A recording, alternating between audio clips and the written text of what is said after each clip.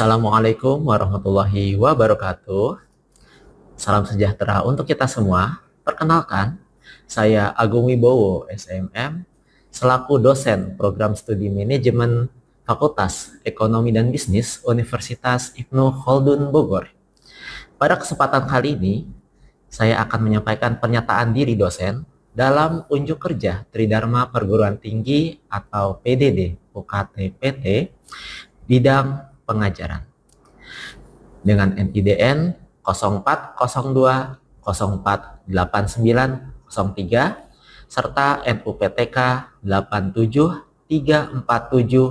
8737676681309292. Saya akan mendeskripsikan mata kuliah yang saya ajar, yaitu mata kuliah Manajemen Sumber Daya Manusia, di mana mata kuliah ini diberikan pada mahasiswa program studi manajemen di semester 4. Mata kuliah ini memiliki beban studi sebesar 3 SKS. Proses pembelajaran yang diterapkan pada mata kuliah ini yaitu berupa hybrid, yaitu perpaduan antara pertemuan tatap muka serta pertemuan secara daring dengan lama pembelajaran selama 16 minggu. Mata kuliah ini dapat diakses pada SIAKAD UIK dengan alamat siakat.uik-bogor.ac.id. Mahasiswa dapat mengakses diantaranya yang pertama, RPS atau Rencana Pembelajaran Semester Mata Kuliah Manajemen Sumber Daya Manusia. Mahasiswa dapat juga mengakses materi pembelajaran mata kuliah Manajemen Sumber Daya Manusia, serta mahasiswa dapat mengunggah tugas yang diberikan oleh dosen. Adapun metode pembelajaran yang saya terapkan di kelas yaitu berupa student-centered learning dengan melibatkan aktivitas partisipasi aktif mahasiswa di kelas serta penerapan pembelajaran yang konseptual sesuai dengan perkembangan saat ini. Proses pembelajaran di dalam mata kuliah Manajemen Sumber Daya Manusia dalam rangka memahami bisnis proses manajemen sumber daya manusia serta menyusun keputusan SDM berbasis analisis, dan juga mata kuliah ini dalam rangka menerapkan prinsip manajerial dalam pengelolaan SDM. Beberapa metode yang diterapkan membutuhkan variasi di dalam penerapannya, dikarenakan proses pembelajaran yang cukup panjang serta mengikuti perkembangan zaman. Di antara beberapa variasi metode pembelajaran yang saya terapkan di kelas, yang pertama yaitu ceramah partisipatif dengan ikut melibatkan mahasiswa dalam proses pembelajaran. Yang kedua yaitu diskusi terstruktur. Yang ketiga ada studi kasus sesuai dengan perkembangan kondisi zaman saat ini. Yang keempat yaitu berupa metode simulasi, di mana di antaranya beberapa hal dapat kita simulasikan dalam metode di kelas mata kuliah Manajemen Sumber Daya Manusia. Terdapat pula metode penugasan yang diberikan kepada mahasiswa untuk memperkuat materi yang sudah diberikan. Terdapat pula presentasi dan umpan balik yang diharapkan dapat semakin memperkuat pemahaman mahasiswa dan juga pendayagunaan SIAKAD, sehingga seluruh variasi metode ini diharapkan mampu memperkuat pemahaman mahasiswa dalam mata kuliah Manajemen Sumber Daya Manusia. Adapun capaian pembelajaran lulusan atau CPL mata kuliah Manajemen Sumber Daya Manusia yang terdiri atas sikap, keterampilan, kemampuan khusus, serta keterampilan umum, diantaranya S2, menjunjung tinggi nilai kemanusiaan dalam menjalankan tugas berdasarkan agama, moral, dan etika. S3, berkontribusi dalam peningkatan mutu kehidupan bermasyarakat, berbangsa, bernegara, dan kemajuan peradaban berdasarkan Pancasila. S6, bekerja sama dan memiliki kepekaan sosial serta kepedulian terhadap masyarakat dan lingkungan. P1, menguasai konsep dasar teoritik, dan memiliki kemampuan profesional dalam ilmu manajemen. P2, menguasai secara mendalam fungsi manajemen meliputi perencanaan, pengorganisasian, pelaksanaan, dan pengendalian. KU7, mampu bertanggung jawab atas pencapaian hasil kerja kelompok dan melakukan supervisi dan evaluasi terhadap penyelesaian pekerjaan yang ditugaskan kepada pekerja yang berada di bawah tanggung jawabnya.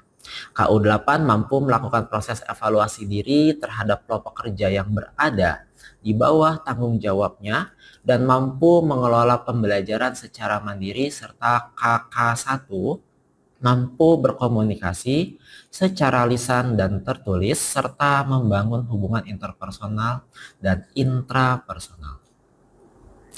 Adapun capaian pembelajaran mata kuliah atau CPMK mata kuliah Manajemen Sumber Daya Manusia, diantaranya CPMK 1, memahami peran penting MSDM dalam organisasi.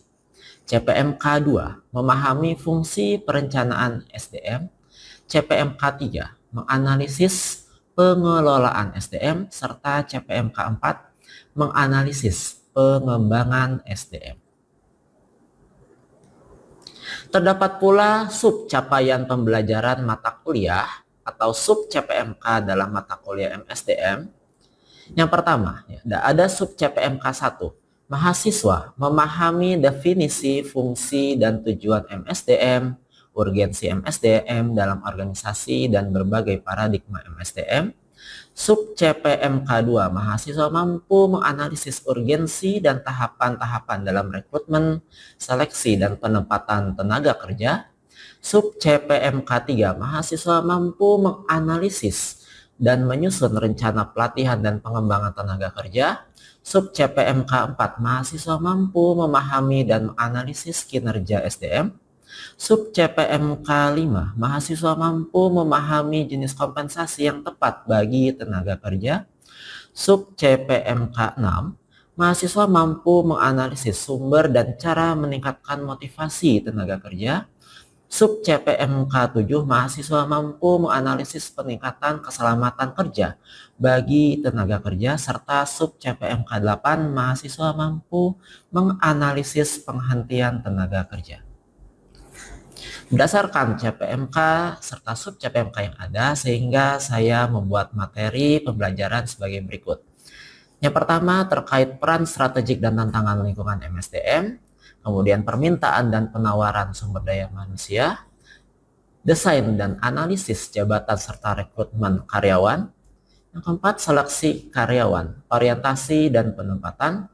Kelima, pelatihan dan pengembangan, mutasi dan promosi. Berikutnya, perencanaan dan pengelolaan karir, penilaian kinerja, kompensasi dan pengaturannya, kedisiplinan dan teori konflik, pendelegasian wewenang dan komunikasi, insentif, tunjangan dan pelayanan karyawan, hubungan karyawan dan kualitas kerja serta K3, dan yang terakhir adalah pemutusan hubungan kerja atau PHK. Adapun kriteria penilaian yang diterapkan di kelas terdiri atas yang pertama, komponen kehadiran berupa 15%, tugas sebesar 20%, UTS 25%, dan UAS 40%. Di dalam penilaian tersebut terdapat rubrik penilaian yang terdiri dari nilai A, yaitu nilai di atas 80 hingga poin 100, dan mengikuti nilai-nilai berikutnya. Di bawahnya ada AB, B, BC, C, CD, D, dan E. Demikian yang dapat saya sampaikan terkait dengan perkenalan serta deskripsi mata kuliah Manajemen Sumber Daya Manusia. Berikut, mari kita saksikan bersama video pembelajaran untuk mata kuliah Manajemen Sumber Daya Manusia. Bismillahirrahmanirrahim. Assalamualaikum warahmatullahi wabarakatuh. Ya, alhamdulillahirrahmanirrahim. Segala puji bagi Allah atas segala nikmat yang telah diberikan kepada kita semua. Karena atas berkat rahmat dari Allah inilah kita semua masih dapat bertemu di kelas ya, yang insya Allah kelas ini penuh berkah. Untuk memulai kegiatan perkuliahan di pagi hari ini, kita buka bersama dengan sama-sama membaca surat Al-Fatihah. Al-Fatihah. A'udzubillahi minasyaitonirrajim. Bismillahirrahmanirrahim. Alhamdulillahirabbil alamin. Amin ya rabbal alamin. Ya, apa kabar teman-teman semuanya? Alhamdulillah. Sehat ya, semoga yang hadir di ruangan ini selalu dalam keadaan sehat walafiat. Amin ya. Dan yang paling penting itu adalah sudah datang jauh-jauh ya, datang dari rumah ke kampus, dapat ilmu, dapat berkah silaturahim. Wah, insya Allah banyak sekali yang didapatkan ya. Itu yang paling penting. Nah, alhamdulillah di hari ini kita bisa bertemu kembali ya, dalam rangka melanjutkan perkuliahan manajemen sumber daya manusia. Dan hari ini kita sudah sampai pertemuan ketiga. Nah, pertemuan ketiga ini kita bahas apa?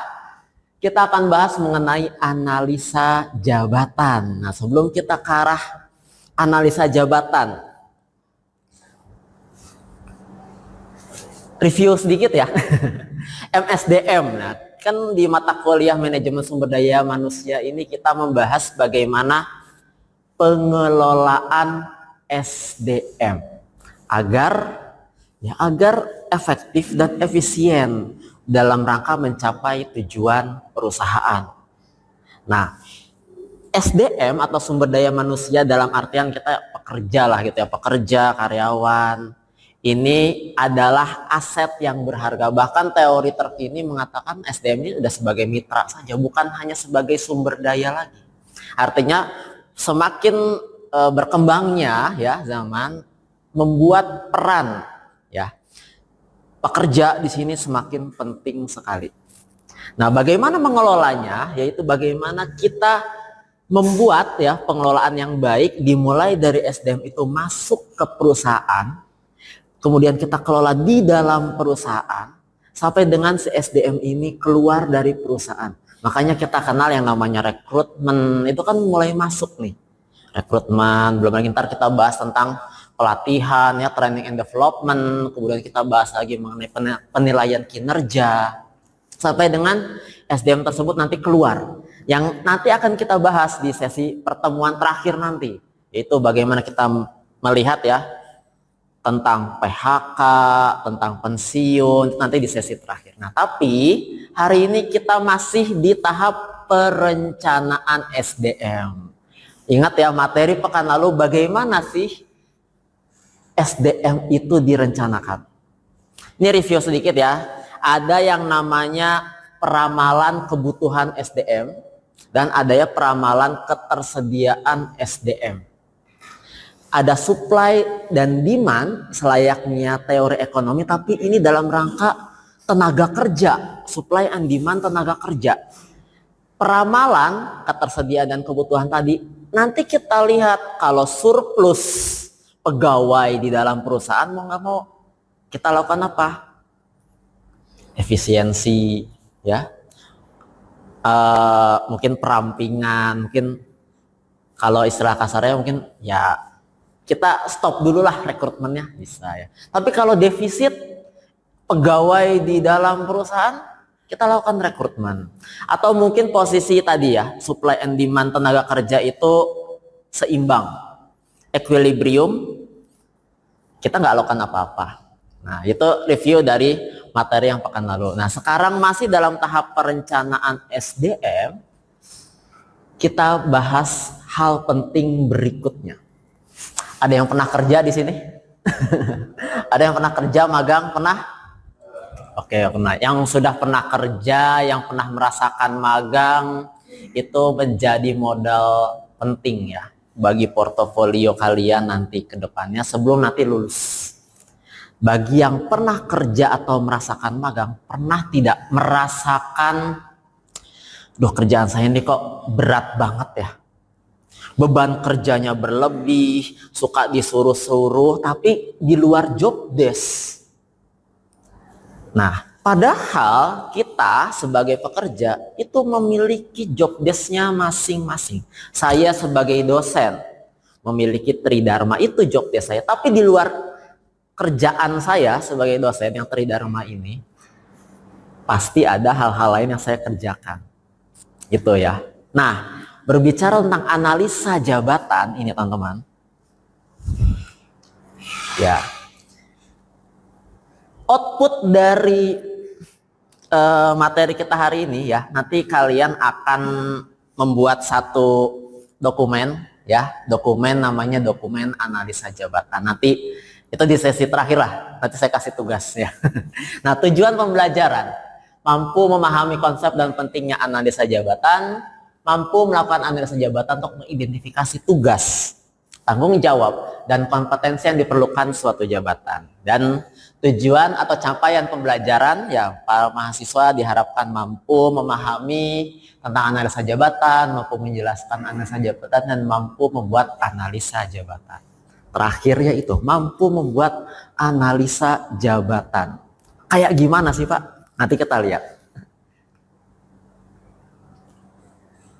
Nah, coba Alvin, dibaca apa sih kalau saya tanya landasan utama kegiatan SDM? Nomor 1 apa? Mengevaluasi bagaimana tantangan lingkungan mempengaruhi pekerjaan seseorang. Yang namanya manajemen sumber daya manusia ini kita dihadapkan dengan ada lingkungan internal, lingkungan eksternal, dan ada mikro. Ya, lingkungan mikro, ada juga lingkungan makro. Nah, sekarang ya ada tantangan. Ya, ada tantangan yang harus kita jawab dalam SDM. Poin 2-nya apa, Alvin? Coba baca.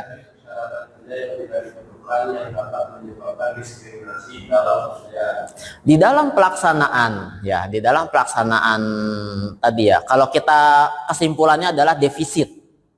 Ya, defisit dalam hal perencanaan SDM ya, posisinya sekarang ya defisit, artinya kita harus merekrut orang atau pegawai baru. Nah, rekrutmen ini tentu kan harapannya ya harus sesuai dengan kualifikasi di kita, di perusahaan kita gitu. Jangan sampai rekrutmennya itu asal-asalan, jangan sampai rekrutmen itu dilakukan dengan tidak ada standar baku yang diberikan ke para calon rekrutmen gitu ya. Sehingga memang kita perlu panduan, teman-teman. Ya, perlu panduan. Pernah lihat lowongan pekerjaan? Ya, lihat lowongan pekerjaan ya di sosmed. Lowongan pekerjaan kalau dulu saya baca di koran, teman-teman. Ya. Saya ya melamar pekerjaan itu pasti suka ngecek koran, kualifikasi, maksimal usia gitu ya, 25 tahun. Sekarang katanya kan ini ya mau dihapus ya, katanya kan apa syarat apa usia maksimal ya. Bagi kalian gimana? Penting gak sih ada syarat usia dalam hal rekrutmen itu? Gimana? Boleh ini gak pendapatnya gak? Ya, Iqdam silakan.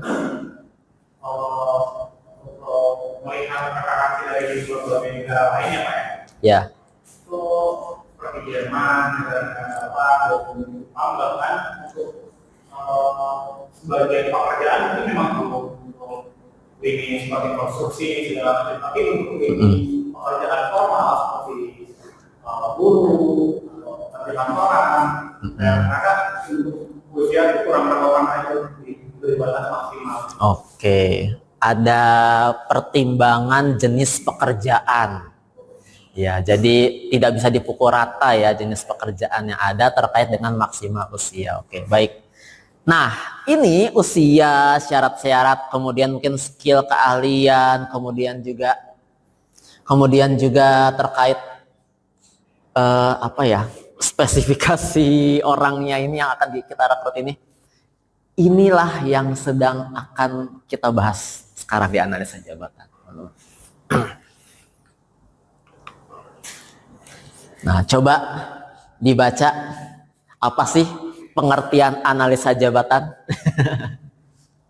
Analisis jabatan adalah pengumpulan penilaian dan penyusunan informasi secara sistematis mengenai tugas-tugas dalam organisasi yang dilakukan oleh seorang ahli berikut. Oke, terima kasih. Ada poin pengumpulan, penilaian, dan penyusunan informasi Yang kita cari di sini adalah informasi, dan yang nanti akan kita sajikan adalah informasi. Poinnya di informasi ini, teman-teman. Ya. Tujuannya dan kenapa penting? Analisa jabatan kenapa penting? Nah, ini karena dari informasi itu kita akan mencoba menganalisa, teman-teman, mencocokkan pekerjaan dengan petugasnya. Petugas maksudnya pekerjanya ya. Kemudian melihat beban kerja yang dilakukan, hambatan yang ditemui, dan landasan dalam pelaksanaan keseluruhannya. Nggak pengen lah kita melihat ada seorang pekerja itu beban kerjanya itu berlebihan. Dan kita juga nggak pengen ada pekerja tapi nggak sesuai dengan kualifikasinya. Dia harusnya bekerja dan ahli di bidang IT, tapi dia nggak punya background IT sama sekali. Nah, ini akan gawat, teman. Bagaimana kita mengumpulkan informasi? Ya, kita coba menganalisa jabatan, teman-teman. Kita coba identifikasi jabatan, dan yang kedua adalah menentukan teknik pengumpulan informasi. Identifikasi jabatan yaitu adalah mencari tahu jabatan-jabatan ya, apa yang ada di dalam suatu organisasi. Ingat, di dalam perencanaan kita masih di fungsi manajemen yang pertama ya, planning. Kita lihat perusahaan ini butuhnya jabatan apa saja. Di list mulai dari tingkat top level manajemen sampai ke level paling bawah staff. Ya, kemudian kita coba kumpulkan informasi dengan menggunakan 5 metode yang tersedia. Yang pertama, membuat kuesioner. Yang kedua, interview. Yang ketiga, mengadakan observasi. Yang keempat adalah panel of expert. Dan yang kelima adalah employee logs. Saya jelaskan secara singkat, teman-teman. Membuat kuesioner, pernah ya buat kuesioner ya? Ya, itu berisi daftar pertanyaan. Ya, yang ada di kertas. Kalau sekarang zamannya Google Form, yang berisi pertanyaan-pertanyaan yang ingin mencari tahu tentang detail si pekerjaan tersebut. Interview pun sama sebenarnya konsepnya dengan kuesioner, ya, hanya saja ini secara tatap muka langsung. Kemudian yang ketiga adalah mengadakan observasi. Pimpinan ingin tahu ini posisi teller bank tuh ngapain aja sih kerjaannya? Ya dia harus datang, lihat langsung teller bank itu kerjaannya ngapain aja, sehingga dia akan dapat banyak informasi. Itu namanya observasi. Kemudian panel of expert. What is panel of expert? Ini adalah kita mendatangkan para ahli. Jadi misalkan ya, kita ada perusahaan baru ingin buat yang namanya mungkin analis data gitu ya di dalam suatu perusahaan. Kita bingung, ini kerjaannya ngapain? Ya datangkan para ahli. Orang-orang yang pernah berkecimpung di bidangnya atau pimpinan-pimpinannya ini, kita tanya ke para ahli tersebut, ini kerjaan ini seperti apa sih detailnya? Itu panel of expert. Jadi banyak orang ya, para ahli ini yang kita tanya.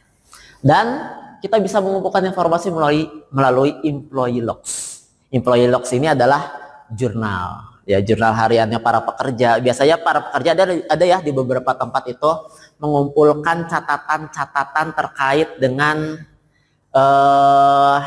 detail pekerjaannya, employee logs. Ya, penjelasannya ada di sini semua, teman-teman.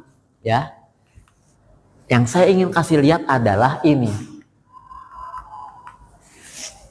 Nah, nanti ya kalian akan menghasilkan satu dokumen analisa jabatan yang akan kita breakdown ke dalam 3 bagian. Job desk. Sering ya dengar kata-kata job description? Sering lah, job desk. Apa sih job? Yang organisasi nih ya, job desknya apa sih? Jadi ketua, jadi wakil ya, jadi bidang ini, job desk ya. Job description itu adalah sebenarnya breakdown dari analisa jabatan, teman-teman. Kemudian ada juga job specification dan ada juga job standard. Kita lihat contohnya, teman-teman. Ini adalah contoh dari job description dalam rangka kita mendetailkan tadi ya, dan sudah kita breakdown dalam job description atau uraian jabatan. Ya, ada lihat nih, ada deskripsi pekerjaan, ya, ada fungsinya apa, tugas-tugasnya apa. Contoh nih, manajer latihan dan pengembangan, manajer training and development. Tugasnya apa sih? Wewenangnya apa? Tanggung jawab, hubungan lini, kondisi kerja dan lain sebagainya. Job desk ini dapat dari analisa jabatan. Kemudian ada job specification, ini juga breakdown dari analisa jabatan. Isinya apa? Ini yang muncul di lowongan pekerjaan. Nah, ya, persyaratan pekerjaan, kepala bagian riset kimia, contoh nih, persyaratan mental, persyaratan fisik, pengalaman, supervisi kondisi kerja, inilah yang akan tercantum nanti di kualifikasi nanti. Gitu. Dan ada juga nih contoh dari standar kerja. Di dalam setiap pekerjaan pasti memiliki standar minimum atau yang harus dipenuhi oleh setiap pekerja. Oke, sip. Gini ya teman-teman ya, sekiranya yang materi yang bisa saya sampaikan, dan terkait dengan materi tadi mungkin ada dulu yang ingin ditanyakan, silakan. Ada pertanyaan terkait dengan analisa jabatan? Sebelum saya kasih tugas, saya mau kasih tugas nih kayak ini. Tugasnya ada nih. Nah, ini adalah tugas yang harus kalian kumpulkan ya di pekan depan. Yaitu membuat job analysis. Contohnya sudah saya taruh ya di si akad. Nanti kalian tinggal bisa di-download. Dan ini template ini harus kalian ikuti. Jadi nggak usah kemana-mana ya. Cukup ikuti template dan diisi sesuai dengan template yang saya berikan. Ya, ada pertama nih, nama jabatannya apa, kemudian tempat jabatan dalam struktur. Saya ke bawah dulu ya, di scroll ke bawah. Nah, ini masih banyak ya, ada tanggung jawab, ada tugas pokok, ada kedudukan dalam organisasi, kemudian peralatan kerja, dan terakhir harus disahkan atau diterima oleh pemangku jabatan. Ini adalah isi saja dengan tanda tangan kalian atau mungkin pakai tanda tangan temannya. Boleh ya, jadi boleh pakai tanda tangan siapapun. Dan contohnya juga nanti saya sudah sampaikan, disimpan juga ya di si akad. Jadi boleh lihat contoh yang ada. Mungkin ada yang ingin ditanyakan dulu sebelum saya akhiri terkait dengan pekerjaan ini. Ada yang tanyakan? Sudah paham ya? Udah pernah kerja, udah paham ya? Nah, ini sebenarnya gini ya, suka terlupakan ya. Kita udah tahu lah ya job desk, udah tahu lah harus ada job desk. Tapi siapa coba yang buat job desk? HR. Ya, HR yang bikin job desk. Terus dalam rangka apa? Dalam rangka ini analisa jabatan. Di awal, jadi dalam rangka perencanaan ya, dalam rangka perencanaan ini HR itu membuat analisa jabatan. Terus kalau nanti ada rekrutmen gimana Pak? Pas kita sudah buat analisa jabatan, nanti kan ada breakdown tadi, job specification. Inilah yang nanti akan muncul di lowongan pekerjaan yang nanti akan kita share ke halayak. Kalau modenya open recruitment ya, kalau close recruitment juga harus sesuai tapinya ya kan, jangan sampai salah juga tentang kenalan gitu ya, close recruitment jadi kita terima-terima aja. Enggak, justru kita buat panduannya sesuai dengan yang ada di dokumen job specification yang kita analisa jabatannya ini. Seperti itu. Mungkin sekian ya dari saya. Kita ketemu lagi di sesi ketiga pekan depan dengan tema rekrutmen. Masih dalam rencana SDM, masih di fungsi SDM yang pertama.